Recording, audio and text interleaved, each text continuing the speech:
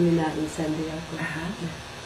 So you tell him that you want to be baptized and go to this seminar in San Diego. The angel then told you that the seminar was going to be in San Diego. Okay. And you were baptized and then you went to the seminar? Yeah, the angel stayed behind before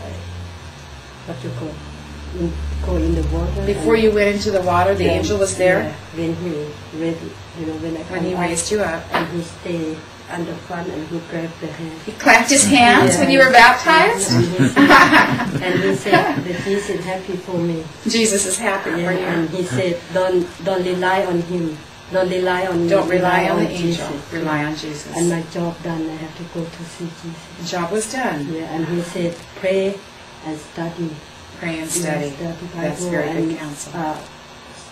Prophecy or something like that. Prophecy. Yeah, and he said when the 2005, no peace. No peace. No peace. No peace. Yeah. Oh, that's very good. Well, you know, I'm reminded of the Bible text that there's joy in heaven over one sinner that repents. And we have a little taste of what that joy is like. So, after you were baptized, you went to the Bible conference, and I understand the pastor down there contacted Judy Aitken at Adventist Southeast Asia Project and asked her about a school for you to go to. The angel had told you to go to a school that would teach you about health and medical missionary work. And she directed you to Uchee Pines, and you were there for over a year. And while you were there, you learned many things: hydrotherapy, water therapy, and massage. I know that you can do massage very well. and you talked to people while you were there. Did you talk to people about what the angel had said to you? Yes. And who the angel told you to visit? And did they know that you had been healed from cancer? And did you talk with the angel about what had happened, what was going to happen? No, I should say, what did happen by then in New York? Did you tell anyone there that the angel had told you about what was going to at Uchee Pines? Did you tell people there about what was going to happen in New York and what was going to happen in 2005? Yeah, I told them about the happening about New York. 2000, yeah, in 2007. But I not tell them about 2005. What was there a reason that you didn't tell anyone in Uchee Pines about 2005? Because they not asked about the question and anything. They didn't ask any questions about it. So you didn't speak much English when you first came. I think we've mentioned this before. And even I told my testimony and they not understand sometimes. They told your testimony. You told your testimony. They didn't really understand what you were saying. And I can understand. I always witness to the patients sick in lifestyle center. The more I do that for the people sick because they need the love of God. Some people come not 7-day Adventist. And they ask me about how I come to Christian, how I know the school, and have to tell them how I so in talking with the people that you were working with that were sick, that you were doing treatments with, it helped your English to get better because you had to keep telling your story. They wanted to know how you became a Christian.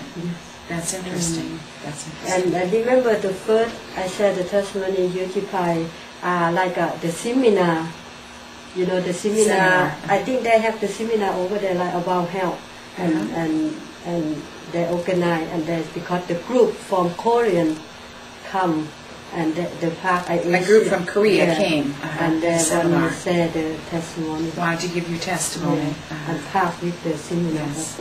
And I know that that Jim Doss videotaped your story, an interview with you, in April of 2004. And Jim told me that he and his wife prayed for you, that your English would be better, and that it was much better than when he taped you. Is that correct? Well, I'm thankful for that, because then when I met you then in May, we could understand each other pretty well, but I did get a few things that I didn't understand clearly. And probably you have a few questions of me that you don't always understand too. But that's all right. We love each other and we get past that. Okay.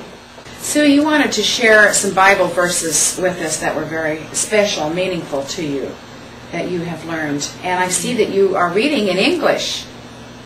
Congratulations. A little. A little. You're growing. And what is this text? Oh, the text, Isaiah 41, verse 10. Isaiah 41:10. Yeah. Fear thou not, for I am with thee. Be not dismayed, for I am thy God. I will strengthen thee. I will help thee. I will uphold thee with the right hand of my righteousness. Very good.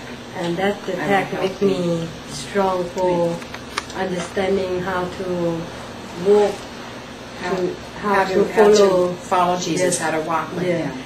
Not easy. Not easy. Yeah. If you know Him in your heart, that for me, I don't know for everybody, but for me, the Bible, every word very deep. The word of God, very hard for understanding. Hard to understand, very deep. That text, when I go to the school, I not learn before, and I never study in my life. I never do what I have to do. Yes, everything was new at the school. You hadn't learned anything about being a medical missionary before, so everything that you had to study was brand new to you. Make me strong. Makes you strong. Make me strong. And another text said, Philippians 4, verse 19. But my God shall supply all your need according to this riches in glory by Jesus Christ. My God shall supply all your need according to His riches. And has He been supplying your need? Yes, He's supplied what I need. I come in here, I know have family and everything, and He always surprise me. When I go to the school, I wash my hair, no soap, everything. No shampoo even to wash your hair with. And He supplied everything. Yeah, and clothes and everything He supplied. And when the time what I need, and He using the people come to help, and He never leave me. He always behind me, and